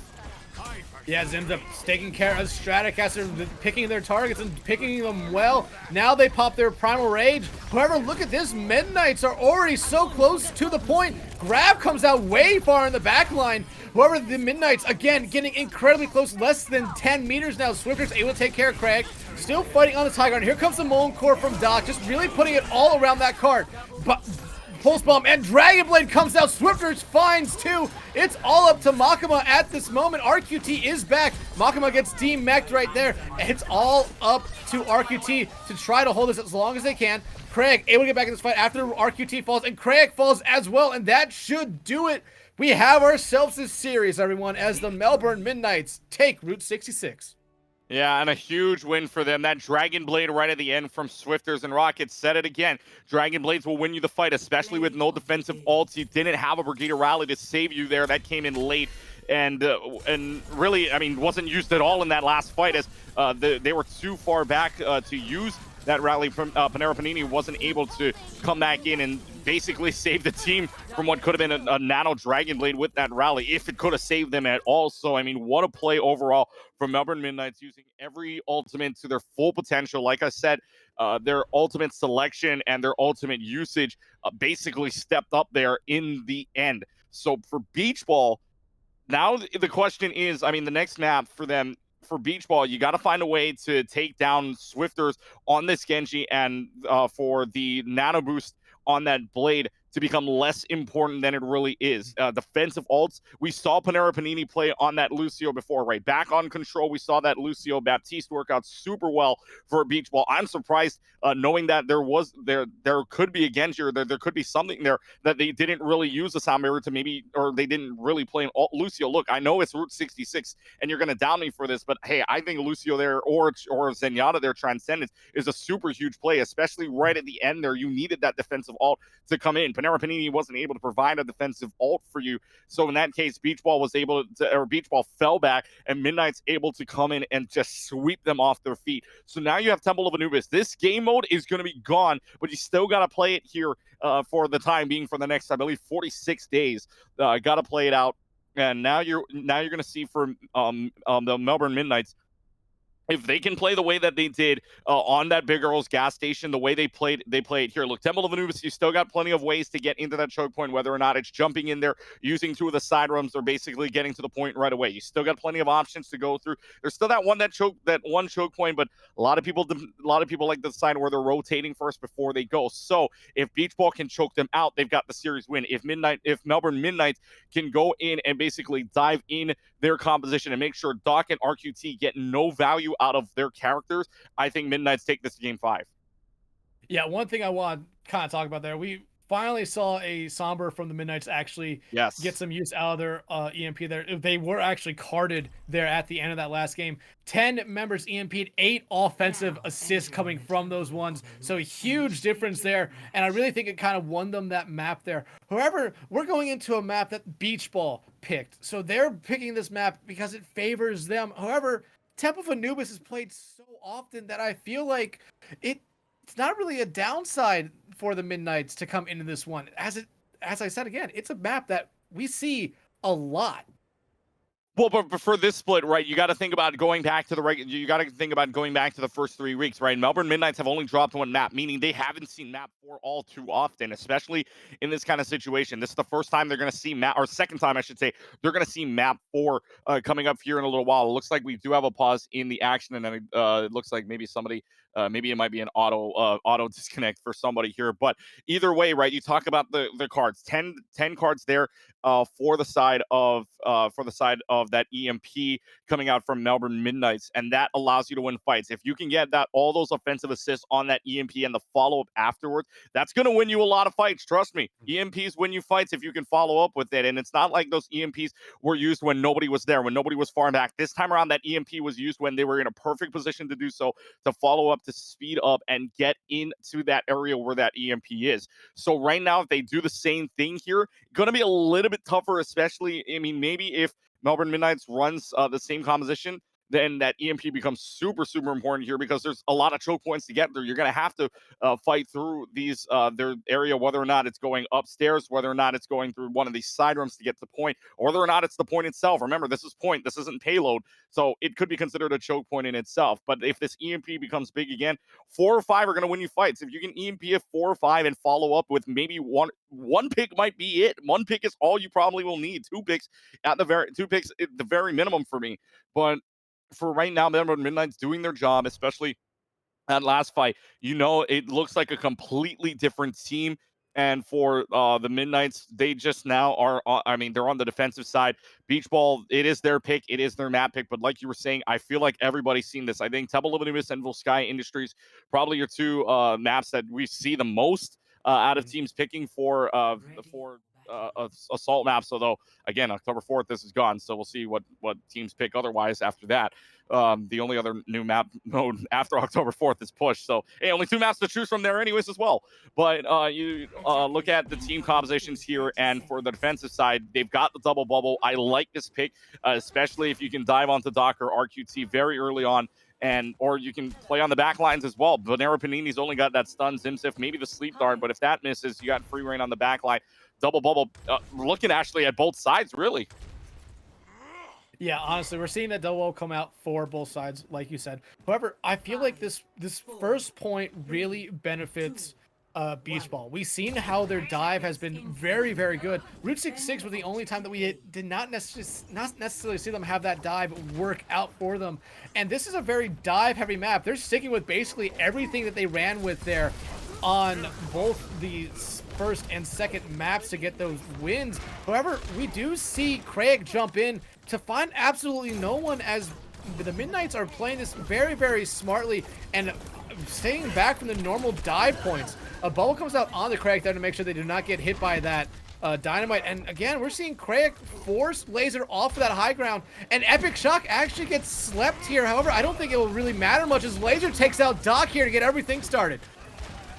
And that's, again, a huge pick for them, especially when you can get out Doc. Doc is your big source of damage, as he has been all series long, and getting them out, and now you got one of each roll down. It's going to force them back into the side room, and look, they can stagger them out if they want to. The only people left are this Ana and this Zarya. If you can stagger them, that's huge for the time bank. Yeah, look at that. They're able to take out all three members of the Beach Ball squad there. However, Doc is able to take out Swifters, but it won't necessarily hurt them, as both teams are waiting for respawns. Beach Ball does have the advantage with the spawn. However, Swifters should be able to get back fast with that Echo. Right now, each team is trying to smartly get through this choke point. We see Epic Shocks on that low ground, get the nano, and absolutely going after both, or the majority of the Beach Ball squad. Swifter takes care of Craig, Doc takes care of Swifter, so right after that, and kind of an even fight right now, except basically we see Beach Ball already down their main tank. Laser's able to take care of RQT. The grab comes out. It captures 3, but will there be any follow-up on it? No, not really. And now we could see Beach Ball try to turn that on them. However, it looks like they're trying to all regroup and get back together right now, as they know it will be a little bit before that 6th and final member of the Midnights are able to get back. Yeah, that Graviton Surge was big, but follow-up again. We talk about follow-ups. That's been the story all day long, whether that be EMP or Graviton Surges, and now a lot of ults being used, especially with this nano boost onto Craig. But with Laser taking down RQT, that's a lot of your frontline damage gone. Swifter's getting incredibly close, but look at that. The kill feed continues to fill up in the Midnight's color. Craig Swifter's able to get that Primal Rage just before they fall there. Craig trying to escape with their life right now, should be able to. However, a minute and a half left to go now for the Beach Ball squad. I really have to think, after this grab and after this Primal Rage, they have to make some changes, because nothing is working so far. Yeah, I mean, absolutely nothing for Melbourne Midnight. I mean, you were saying, right, this is a dive-heavy map, but if you're not able to dive in with what you want to, and your backline is getting picked off so often. Here's a Graviton Surge that's working out for you, though, but you have the shield to protect you for a little while, which means that Echo gets free reign again. Rally is used. And Nano going on to Aftershock, Epic Shock, but they fall with help from Zimzup and the entirety of Beach Ball right now. This could be the opening thing that they were looking for right now. Dragons coming out from Doc as Rocket falls to RQT, and look at that! A trade comes out, but 2 kills go in the way of Beach Ball, and all they had to do is get rid of Stratocaster, and Laser coming back into this one, only probably to get a little bit of ult charge there. They will have Bob ready to go on the second point, as Beach Ball will be able to cap the first point here. Yeah, I mean, that was huge for them. A great fight overall there for Beach Ball's side, for Beach Ball's side. They were able to use their ultimates in a very nice way, right? Doc able to use that Dragon Strike in and getting rid of Epic Shock, as well as the nano boost on Epic Shock was a huge play for them to allow them to push in. If Epic Shock goes down with that nano, you know you have free reign, and you know that Winston isn't going to dive you anymore. Everybody else is going to have to fall back. That allows you to push in a little bit more with your dive-heavy composition. And now Doc getting a pick up to Swifters, use a grab surge as well.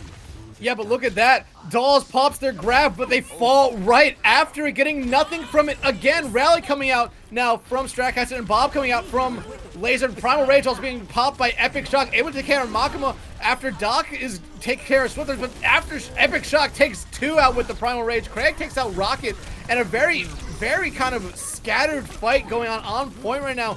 Each team losing members. However, it does seem like with the spawn advantage that the Midnight should be able to kind of stabilize here. However, 2 straight kills by Beach Ball might prevent them from doing that.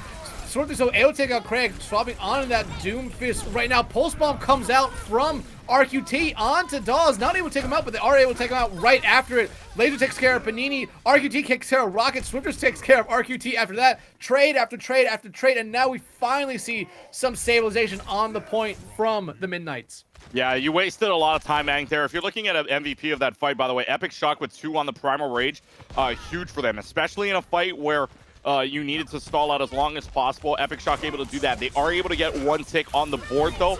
And now Panera Panini using a rally into this midpoint. They're going to be able to stall this out longer. That's also a great Bionate from Zimzif. Yeah, Doc able to take out Swifters to the start. Another Dragon coming out. Gonna try to just split them up. However, everyone on the side of the Midnights were pretty much already split up themselves from that. So again, a Dragon just kind of being wasted there by Doc as they fall right there. Laser takes care of Zimzef and Makima. And now we're starting to see the rest of the Midnights collapse in on the remaining members. As we see Craig just try to bubble to make sure that the rest of his team survives. And Swifter's able to take them out. Yeah, and that's the second second point. That's the second DPS ult I've seen get no value there for Doc. You zone out the team, yes, but without the team able to push in, that zoning basically does not matter. You don't push that backline, nor do you push the points. So either way, that Dragons becomes basically of no value to you. But for RQT, same thing, right? You have a pulse bomb available to you. You did hit on that Zarya, but you couldn't. I mean, you did get 2 kills, but the rest of the team was coming back with spawn advantage anyways, and the rest of your team was back. So now we'll see if they can get something here. Makima with the Graviton Surge. We'll see if they use it. Yeah, but look at this. The kill's already going their way. 2 gone. Meteor Strike finds 2 more! And we're just starting to see the Midnights collapse in right now. Swifters just having themselves a time right now, taking out half of the Beach Ball squad on their own right there. 30 seconds left to go as you just heard that Athena say. And we do see some ultimates getting on the board now for Beach Ball. Only a rally and a grab ready for the Midnights here. Did they overcommit a little bit into that last fight? Maybe a little bit, but they still have a rally here. But Stratocaster dies with a rally. That's huge. And now you have the Graviton Surge. That's basically going to knock them away. Now Beach Ball has so much free reign to win this point. Again, 3 grabs coming out. I don't think we've seen Dolls get any use out of them right now. They have a tick. They're just trying to add on to their lead at this point right now. Stratocaster coming on over 60% right now is a good amount. They're trying to get that second tick and not, if not a third, as we do see the spawns come back in now for the Midnights. We see a Nano Brig come on point. They are able to find 1, but don't find much after that. We're just seeing swaps come out. They are finding kills though, so that is some advantage to them right now. Whoever Swifters comes, that is the one member I do not think the Beach Ball team wanted to see come back. They're trying to keep members on point. Dolls finds Craig. And RQT is able to find epic shots there. Makima is able to take care of Swifters. They're desperately trying to get that second point tick. And Makima just rolls off point after RQT dies. So close to a second tick, but not able to get it. Wow. Ladies and gentlemen, can we get a standing O for Stratocaster there? Unreal. Stratocaster comes in. If you were watching that fight, Stratocaster comes in as the last man standing there to try and cap the point for Beach Ball, but for the Melbourne Midnights, Stratocaster comes in, stays as long as they possibly can. That break went the extent of their possibilities, touched the point, make sure. Look, they couldn't get the second tick at all. They could have tried, but they were short of it, about 2% short of it, of that second tick. So with Stratocaster coming in, making sure that they stall out, and the rest of the team is able to follow up, come back in. And look, I mean, Swifter's on that Doomfist. You didn't really have to switch off of that. And so building up that Meteor Strike really fast, building up a way to make sure that ball is counted on, making sure that that Tracer is also kept in check too. You're looking at a team that is fully refreshed from the Melbourne Midnights, and like Stratocaster, I mean, probably the way that they held that point was insane. Just to hold on to that Brigitte, as well as in a 4v1 fight, just to hold on, making sure that they touch, they go on and off, making sure that that point really doesn't tick up. So now for the Beach Ball team, you're using the strategy of the Orisa Diva again. Now with again, you said it's dive heavy. If this works out where this Orisa Diva strategy kind of cancels out this dive, then Melbourne Midnights are going to have trouble again taking this on. We saw this back on Hollywood, and it could be trouble here, especially on point capture. Melbourne Midnights really wasn't able to do anything on there, but it's a lineup change. Epic Shuck now on the Winston, Swifters now on DPS side. It'll be interesting to find out whether or not they can dive in. If they can synchronize this well, then I think that Melbourne Midnights run this game in for first point pretty quickly. Yeah, RQT coming out on that Torbjorn, finding a rivet headshot as Doc finds an arrow to the skull of Laser here to start off. Both DPS already gone for the Midnights here, as we are seeing some saltiness come out of Laser there after getting headshotted.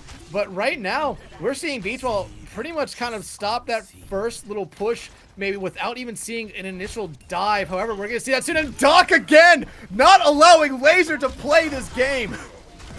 Yeah, Doc is just having himself a day right now. Look at Doc's damage, by the way. 9,000 damage, more than anybody so far. And pretty much the same amount of ultimates as the Torbjorn or the Kenji on the other end. But Doc hitting every one of the shots. You love to see a good Hanzo, and already a Hanzo already at ultimate. RQT at 82%. Look at the TPSs on the side of the Melbourne Midnights. Nowhere near ultimate usage. And so right now, every single thing. Oh my god, that's Sonar Arrow hitting Panera Panini. Huge dive potential right now happening. Here's the dragon coming out. It's going to split them up. It won't find anyone, but Doc does find Epic Shock just after popping off that dragon. It does split them up for a moment. The majority of the Midnights will be able to regroup right now. But in my opinion, they did do what they needed to do there. They got rid of that ultimate, and they forced the Beach Ball squad off the high ground. But now they're waiting for their Winston to get back, because that is their main shield. And RQT is not allowing Swifter to do anything on this Genji right now. Nano's going to come out onto Epic Shocks on the high ground. They're going to dive on to that high ground, trying to get Makima or Doc, but they do get Doc at least. Zimzef falls to Rocket. Molencore comes out. Again, an awkward Molencore, not necessarily going to find any or much value out of it, as we're seeing the Midnights just absolutely clean up on point right now. They're able to take care of RQT, and Makima will essentially just try to stay alive on this point as long as they could. However, they didn't even live long enough for me to say that last sentence. Yeah, I mean, good take there from the side of the Midnights there. You lose one of the players down from Beach Ball, and that allows you to just dive right in, making sure that there's either less damage or less healing.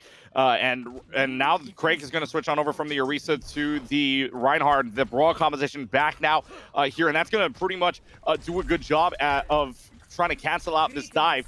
But the question is, can they? Epic Shock has a Primal Rage. Dawes is going to have a Graviton Surge as well. Swifter's finally coming up on a Blade, but no Nano to back it up. So now when we talk about ultimate usage, here's where it's going to come in big. It's going to come in big. Yeah, but right now, Craig incredibly low, and Epic Shock realizes the bomb coming out from Mako. Will it find anyone? It does not find anyone in that side room, and with some swaps coming out from the Beach Ball squad, they are at a severe disadvantage when it comes to the ultimate economy. Dawes throws out a grab. Again, 4 grabs. I don't think they really found any kills off of them so far. Beach Ball doing a good job just contesting this point right now, not allowing them to get anything. Finally, we see Laser pop a dragon of their own. Not able to find anyone as Craig finds him right after popping that. Again, another Nano coming out onto Epic Shock. Not necessarily finding anyone with it, but giving them some space. They won't necessarily be able to keep this percentage on point, as they have not gotten that first tick. And we see a nice restabilization coming out here from Beach Ball, as Panini able to take care of Swifters. Yeah, that's a good job by Beach Ball there, making sure that that Dragon Blade gets little to no value at all. Swifter's back to halfway to another ult, but now decides to change to Wahanzo instead. Not a bad pickup here for them, trying to make sure that maybe they can get more damage on that shield that this Reinhardt from Craig has. But look, this Craig is going to have an Earth Shatter. That's going to be huge, especially with little to no blockage, unless Dawes and Epic Shock can combine bubbles to block this here. But a Blizzard now coming out, this could be big. It doesn't find anyone, though. Doc is able to, or Doc falls to Dolls. RQT, though, able to find Epic Shock. So a 1-for-1 trade there at the moment, but the entirety or the majority of the Beach Ball squad is in this side room. RQT is the only one on point right now, able to dodge both bullets and arrows being fired at them. And a huge purple finds 3. Here comes the damage matrix from Zimzef, but they don't live much longer after it gets put out there. And again, we're seeing Melbourne really respect these damage matrices. Epic Shot comes out, and a huge dragon comes out. Makima eats a grab from Dawes. Again, Dawes just having no luck on these grabs. However, their teammates are picking up the slack for them right now. Nano coming out onto some of the bomb being used by Makima to make sure they can get back in points. Swifters finds Zimzef out again, not being allowed to play much in the last couple seconds. Here comes the dragon from Swifters, finds Doc on point. Right now, there is a huge shatter. Finds 2, able to convert 1, going after Dawes right now. They're able to take care of them as well. Laser, though, takes care of Crayak right now, but we are seeing Beach Ball kind of stabilize back on point. High Noon being popped here by Laser, not able to find anyone, but does kind of force him away from the point for a moment. However, no one falls. Still, Laser finds 1, Laser finds 2. We see the rally being popped here by Stratocaster. They do get the DMAC on the Makima as they are struggling. Epic Shot getting charged away by Craig right now. Still nothing in their name on this point, as we have seen Beach Ball just continue to contest this point even after losing so many people. Laser's still going in, finding so many people. Zimzef falls right there. Here comes another Blizzard. Doc finds Stratocaster. Swifter's back on that Doomfist, finds Padini. Again, nothing really coming from that Blizzard as Swifters finds Makama and finds Craig. They're trying to solo this team right now. Laser finds RQT, and now they might finally be able to get a tick. High Noon being popped here by Laser, and they might be able to win this map. But we're starting to see some members, two people come out from that High Noon. Down goes the third, and here comes the fourth probably. We're seeing Craig come in, but they charge right through the map. We see RQT coming back out on that Doomfist. Doesn't live much longer, and Craig not able to get back in time, and we are going to a map 5. Wow. Wow. I don't know what to say there. I mean, there is so much going on there. Dawes not having the greatest of times in that map, especially with all the graphics on search, really not getting anything there. But if you are Swifters, you are loving the way you're playing right now, especially on this Doomfist, especially the way at the end there that Doomfist got so much value out of it. And look, let's give credit to Laser as well. Laser did a wonderful job making sure that Tracer from Doc is kept in check. Laser just absolutely made sure that this Tracer got little to nothing out of what they were playing as well. That delay makes their stall even worse.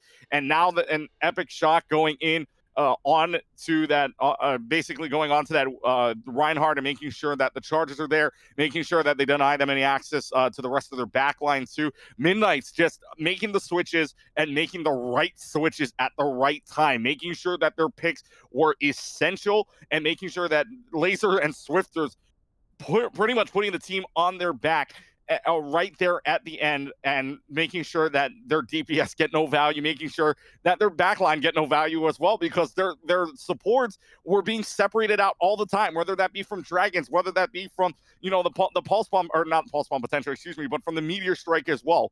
You look at all the potential that Midnight's had. That was an insane fight at the end. I credit Beach Ball for holding on that long against what Midnight's was having, but at the end, Midnight's forces game 5. I'm speechless as to what to say about this. And now we're going to game 5, and it's one more map to decide this.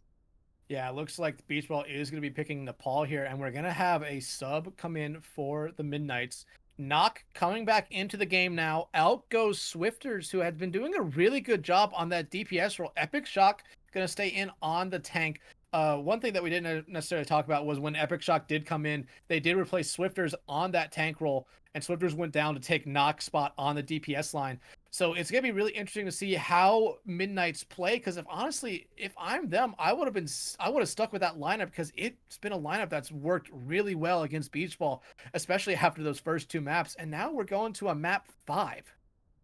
Yeah, and we're going to a map 5, but Swifters actually is now going out, like you were saying. Epic Shock stays in, and I kind of like this because now Nox provides you a little bit more, can provide you a little more damage. Yes, it wasn't as effective as you would like it to be back on maps 1 and 2 before they DC'd and put Swifters in that DPS role when Swifters was on that tank role before, and putting Epic Shock in that tank role. But, I mean, it could all change, right? There's different control maps here for the start, right? We saw back on Busan, didn't really work out for them back on Sanctuary, as well as and then losing both on Mecha Base and downtown. You think there's some potential there from Sanctuary? Maybe putting Knock back in the lineup does help them a little bit, especially on Sanctuary, where he did get a lot of value. If that's the case here, if it plays similarly, and Nepal will play similarly. I mean, not Village, excuse me. Sanctum will play somewhat similar to the way that they had on Sanctuary, where you still have those side room picks, right? That lineup, little alleyways in that one side room, as well as on the left side as well. I mean, pretty much they all play similarly in that sense, but for Nox here, you just gotta, if whatever he plays, I mean, you lose that Genji Blade early on, right? Remember that disconnect back in game 2 when Nox was disconnected, losing that Genji Blade and basically making that a 5v6 situation for the Midnights. Now, if Nox can get something out of this in map 5, hey, I think Beach Ball is going to have a really tough time considering what they tried to do on Anubis, trying to stall that out. But hey, you never know. Game 5's now, right? It's the reverse sweep potential. Beach Ball was up 2-0. Now Midnight's is making the run back. It could be Dexy's Midnight runners here for Midnight's if they want to reverse sweep this, because right now they're looking super good to do so. Yeah, but speaking of this, I want to give a quick update on the other game that's currently going on right now of Meerkat Collapse versus Louisiana Lobsters. We are having ourselves 2 map 5s right now to decide the finals here. Wow. For this for the second mid-season tournament right now. So every team here playing at their best abilities at this moment. And I would have it no other way right now. Midnight's coming into this as the 1 seed right now, are looking to reverse sweep to get themselves into the finals. I don't know much else about what's going on in the other game other than what the score is, but it is incredibly close here in both games. And the Midnights in this one are coming in really strong. They lost the first two maps, won the last two maps, but it wasn't as dominant as I would think you would see out of a team that has only lost one map before coming into this one. They've been really close with a beach ball team that we can pretty much be 100% honest about here. Has kind of struggled in the regular season.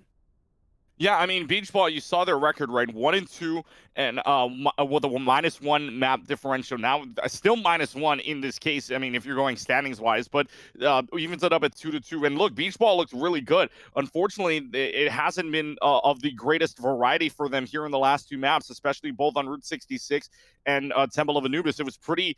I shouldn't say predictable, but what they were running before was the same thing back on Route 66 as they were on Temple of Anubis. So for the side of the Melbourne Midnights, they knew what to switch to, and that gave them a super big advantage in that case, because you knew what they were going to try to do later. You know what they were going to try to do later on. You can adjust to that fact, especially with the map type. You can adjust to that fact and regroup everybody and make sure, hey, it's a point. It's not a payload. You're not playing around a certain place. You know where to go to follow up afterwards, and you know where they're going to play. So splitting them up is a great idea.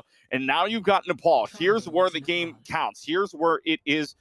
It's going to play. And look, for game fives, there's only been in this split, there's only been two game fives all this time. And beach ball's been in one of them, and that was against the Louisiana Lobsters, which they lost 3-2. Here, I mean, or no, and actually they were against beach balls as well as Blind Eye Society. They were against them in a 3-2 situation. That time they won. So they're 1-1 in this split, including the tournament in game five. So now you're going to see if they can pull out this win here.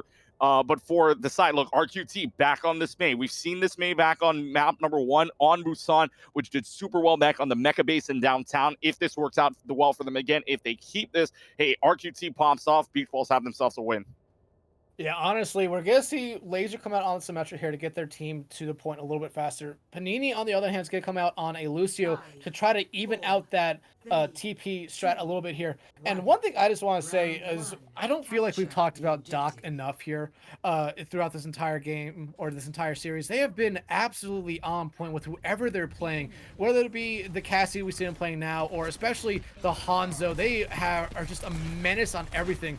But to start this off, it looks like Epic Shock is going to try to bowl through the entirety of it. And Doc takes out Knock early in this engagement. Doc picking up right where they left off on Temple of Anubis and basically every other map before that. They did struggle a little bit on Route 66, but it does seem like, unless we see a couple late contests come out from the Midnights here, that the beach ball squad should be able to take point first. But right now, Laser's doing a good job just kind of annoying the backline or the entirety of beach ball here and not allowing them to cap the point, as we're starting to see some numbers for the Midnights actually come on point.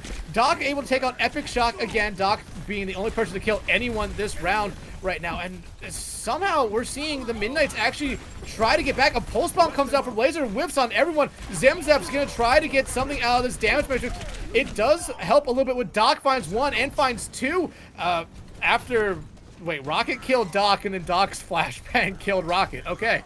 But unfortunate. Yeah, kind of an awkward trade there. Dawes takes out Zimzep. Kind of a nice pick here in this early engagement, or in this early trying to retake the map or point right now. Already Minefield's coming out. Nock does have a EMP ready to go. Finds 3. Doc still has a high noon ready to fire off. Will not use it instead.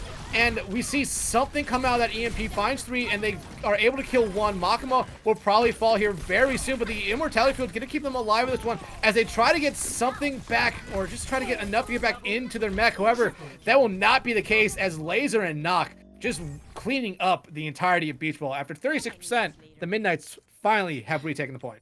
All right, so quick things there for Beach Ball. Did a really good job playing all together, right, with this brawl composition, especially with the May and the Cassidy out there. As soon as Epic Shock, this team for Melbourne Midnights is meant to split up the team a little bit. They're meant to play a little bit split so that they can get the rest of the team. What they weren't anticipating, though, was Beach Ball coming in, playing all together. Now, at the end there, when Melbourne Midnights was split up, or excuse me, when Beach Ball was split up, Melbourne Midnights was able to take advantage of this. So now RQT has a Blizzard. This could be huge for them if they use it in the right way, but they're so split up, I don't know even where you use it. But here comes a Blizzard. Doc already fallen. The Transcendence having to come out from Rocket to keep him alive. Bombs come out from Dawes, able to find Panini, and Zimzef getting incredibly low here and falling out themselves. 4, 5, 6, or all 5 members of Beach Ball that was around the point have fallen. Doc fell early in that engagement, did respawn, so won't be credited as a team kill, but 6 straight kills for them. And now they've taken a very, very solid lead, taking over 50%. Feel bad for Panera Panini. That bomb from Dawes did not move as much, but it rolled the walls as if it was a Lucio and followed the Lucio all around. I feel so bad for Panera Panini. But look, you used the Blizzard there, but you didn't use the self-destruct. You didn't use an Amplification Matrix. You're gonna have an Earth Shatter too. And now that an Amplification Matrix, so for Melbourne Midnights, you have to fall back here, otherwise you're gonna get a lot of damage in your face. Doc opens up the killing here, taking out the support line for the Midnights here. This is probably their best chance to retake the point. They just need to find a couple more picks here, but Laser takes care of Doc, and in my opinion, that's probably the one person they did not want to fall there. Zimzef falls. Makima able to demech Dawes, RQT, and Craig able to take out the tank line now. They just need to get rid of this Tracer on point. Nock actually playing the Pharah, does have the pharmacy combo and popping the barrage. Bomb now coming out from Makima. Doesn't find anyone. RQT falls. High Noon being popped by Doc. And we are basically in last fight territory at this moment. Makima trying to do their best. They are able to get that immortality field there just to kind of prolong them on the point. But they will get demeched right now. Actually, they actually did retake the point. However, the killing continues to go the way of the Midnights. And I don't think we're going to see a touch come back out. Actually, they are able to get into overtime. But now a minefield comes out. Craig just decides to charge right through it. Hits the wall and then dies. RQT finds Rocket, Laser finds Doc, and no one able to get back for Beach Ball, and the Midnights are 1 map point away from completing this reverse sweep. What a map there from Melbourne Midnights. I mean, you look at everything that went on there during that last fight, that last potential, right? Splitting up the team that they needed to in Epic Shock, making a lot of room. Dawes doing the same thing as well. And that pharmacy combo from Noct and Stratocaster, look, wasn't taken down. Your only shot at taking that down was Makima or Doc on that Cassidy. Otherwise, you really got no shot at taking down that pharmacy combo, and it wasn't taken down. That Rocket Barrage at the end saved them, making sure that that May gets no value whatsoever right at the end there. And it was just a great fight overall from Melbourne Midnights. Now, if you're on the side of Beach Ball, what do you do here? You can stay as the Brawl, but if that team splits you up again, you've got Village, but then if that Landmines lands in there or that Rocket Barrage lands you close, hey, you're gonna have a lot of damage board on you. So the Baptiste, Lucio, you're going to have to find a defensive ult every which way you look, and that's not quite possible. Beach Ball going to stick with the Symmetra here for the moment. Midnights use the TP to get to the point a little bit faster, then swapped over to the Tracer right away, and they're already getting a lot more value out of it, already at 25% and counting, while none of the DPS line for the Midnights has even touched 20% on that ult charge. However, it does seem that Beach Ball will be able to cap point first here as Panera Panini able to take out Epic Shocks to start off at least the killing here. And now we see a full-on collapse onto, or a TP collapse onto that high ground as they take out Rocket. Laser falls as well. And doing a really good job right now is Beach Ball as they continue to just strategically take out members of the Midnights. Nocto finds RQT, and we do see Dawes get remech'd here. Look, and staying as this May and Symmetra combination, it's access denied for this team, right? Nox can't really, has to dive right in there if he wants to use that Rocket Barrage and dies with it. And so look, even if you get that res off, it's still the turrets and the May wall that's going to deny any access for this team from Melbourne Midnights to leave here. So at this point, it's just a stagger fight, and in this kind of composition, that's not what you want. Yeah, having to be forced out here, but Panera Panini does find all 4 members of the Beach Ball squad that was around point. Bomb comes out from Dawes, doesn't find anyone with the Buzzdick, does get rid of Krayek's shield, and they fall right after that. Look at that, 4 straight kills coming the way of the Midnights, and they should be able to retake here, only allowing 57%. Hey, look, my bad, Melbourne Midnights. I didn't think you guys were going to be able to do that, especially with the trade fights going out there. But, hey, Beach Ball fell, and that was only because Laser was able to find the backline. So because you're able to find an opening in this little room on that axis, it now becomes super hard for this team from Beach Ball. If Melbourne Midnights can deny Beach Ball any entry into that point, you're going to have a great time here playing out. And look, the landmine's in a perfect position in this choke point. You split up the team, you split up the two healers, and that's going to allow Melbourne Midnights to roll right in. Barrage does find one, but the killing's still going the way of the Midnights here. 5 dead. Makima just being staggered out right now, trying to land as many shots as they possibly can or be forced into, killing them here. But the Midnight's doing a good job of staggering them, and honestly, they might just let Makima walk off the point. However, Dawes says no. And by the time that Makima comes back into this fight, the lead will be over into the Midnight's hands. Yeah, and that's huge for them. I mean, Midnights, again, we saw this last map, right, where the Beach Ball team took over, and then Melbourne Midnights just basically flipped it all the way back to their side. They're going to try this upper choke point again, but with this pharmacy combo, and you're going to have a lot of damage coming out onto Nox. That's big. Doc falls, Panini falls, not getting Nano, just absolutely raining in a whole bunch of damage. Epic Shock getting froze there, but not still able to do whatever they want. Laser joins in on the fun too. Dawes takes care of Craig. Doc does fall, but might be able to get rest here. Actually, it doesn't seem like they will be able to, but now we are very, very fastly approaching final fight for the Beach Ball squad here. Yeah, this is your chance to go, though. A lot of ultimates were used. The only ults you're going to have online here is Stratocaster's Valkyrie or Epic Shock's Landmines. But if you're the side of Beach Ball right now, you got to go. You got to get in. You got to go in fast before any of these ultimates get value. A trade coming out there. Shatter comes out, finds 2. Blizzard comes out from RQT, but the Trills and everything continue to trade. We do see Beach Ball retake the point.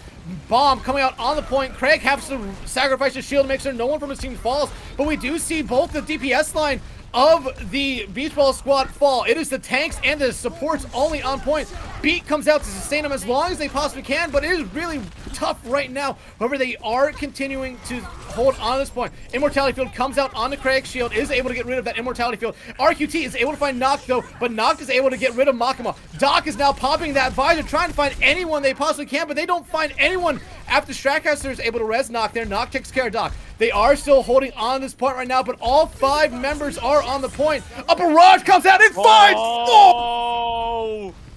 That could be it for this map. We will see the Midnights retake the point, and with no members of the Beach Ball squad there, they put up a hell of a fight. But the Midnights proving why they are the best team in the advanced division, reverse sweep the Beach Ball team to get into the mid-season tournament finals. Throw the pen out. I'm done. Nog basically taking out every single prejudice out from those first 2 maps and showing us that this pharmacy combo strong as ever, making sure that, look at this 4K. I mean, this is unreal. Right behind. They're not paying attention to Noct at all, and the pharmacy combo works out in their favor again and takes the Melbourne Midnights in the reverse sweep position, puts them into the championship of the tournament, and this is just unreal. I mean, look at that, 11 barrage kills on 5 rocket barrages. You talk about value, there's your value on your pharmacy right there. And I mean, an unreal job by Melbourne Midnights. Look, we almost counted them out down 2-0, and when the reverse sweep happens, you never know when it's coming. And right at the end, Melbourne Midnights played an excellent game. Epic Shock and Dawes making the space that they needed to, especially on that split composition, forcing this team from Beach Ball back on that brawl, allowing Noct to get the kills that they needed, allow the picks to roll through with the space created. And look, the supports were great as well. Rocket and Stratocaster knew that they needed to pocket Noct in order to get the damage. And from 25% in one fight on the Rocket, on the far into a Rocket barrage position to win them a couple of the fights there. Hey, look, great support line and overall great thing. And look, Midnight's is #1 for a reason. They're going to move on to the championship, and we'll see if they can pull it out in the end. But great job by Beach Ball. Nothing to be ashamed about there, especially pulling 2 maps off the #1 team in this division. So Beach Ball did a wonderful job, just not enough as Midnight's found a spark within them to pull off the reverse sweep. Yeah, honestly, Beach Ball, this one is going to sting, but they should keep their heads up. Like, they came into this mid-season tournament 1-2 in the second split.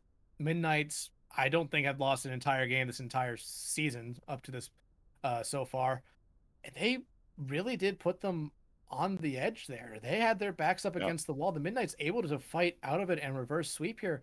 but beach ball definitely showing that they have to have a lot of respect put on their name right now. Like excellent performances, and I really feel bad for a lot of the members of beach ball, Doc specifically, because it seemed like at certain points in this series, that there was no one on the Midnights that could stop them, and the whole team kind of came together for the Midnights there in those last two maps, in my opinion, to really turn the game around, and it just pretty much eliminate any momentum or hope that beach ball had.